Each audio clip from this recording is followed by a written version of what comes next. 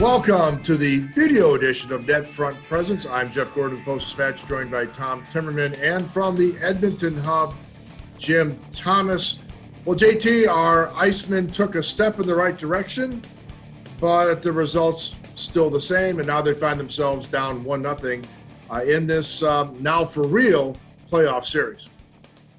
Did you have, Troy Stetcher? Did you have Troy Stetcher in your goal pool there, Gordo?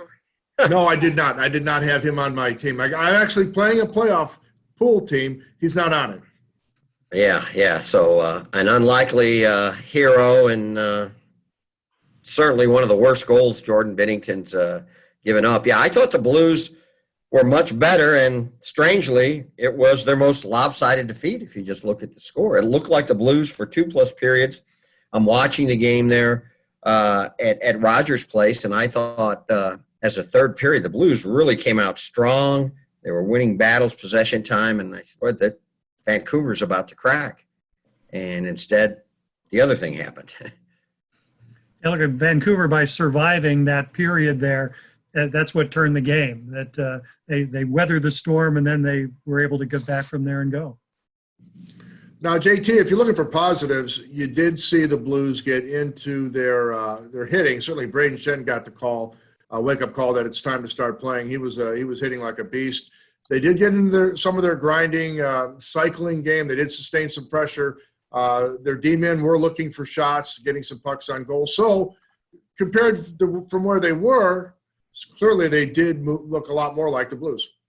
They really did, and got outshot Vancouver in every period and had good chances. It wasn't just meaningless shots. So to a degree, the light switch went on, but it kind of makes you wonder, Jeff, just why did it take him so long to get to this point? They keep talking about, we're building our game, we're making progress.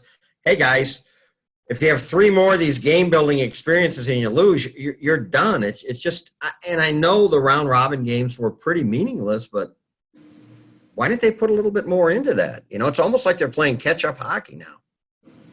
Yeah, only 2 teams in bubbles yet to win, the Blues and the New York Rangers, who I predict are not going to win the rest of this postseason. So, but they did come out strong. They had 30 hits to 18 for Vancouver.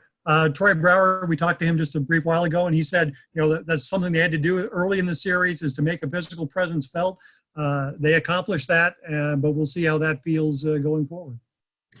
Yeah, Troy Brouwer may have another career in surgery when he's done playing hockey. That was quite the stick he was using there. Guys, if I could pick one path to victory for our Icemen, JT, it's get on their D. Quinn Hughes is a hell of a player. Alexander Edler's a hell of a player. But after that, their D, I think, is somewhat vulnerable. No offense to Mr. Stetcher. But Tyler Myers is a liability. He's just a lumbering D-man. I think they can get pressure on this D. I think they can get some results as they did, let's say, against the Sharks. And Jacob Markstrom, he looks like, I don't know, who, Martin Brodeur or somebody against him. He's not that good. Now, he's had a pretty good season, but, even during the regular season, they just can't do much with the guy. He's very tall. What do you do with tall goaltenders? He's like 6'11" or something. He's one of the tallest goaltenders in the league. You got to make a move, I would think. So, Vancouver gives up a lot of goals, and so you got to attack him. You got to attack the D, and Tom and I were talking about earlier today, like guys like O'Reilly and Shen, they don't even seem like they're looking for their shots. So I think the Blues just have to, if nothing else, just take a more aggressive approach on offense. Yeah, I thought the Blues wouldn't be able to go from the really humdrum level of the round-robin games to the level they needed to do in a series in one game. So I think this was kind of a transition game for them. Game 2 will be, I think, a really big test to see if they actually have arrived. Because if they haven't arrived by Game 2, I think then you got problems.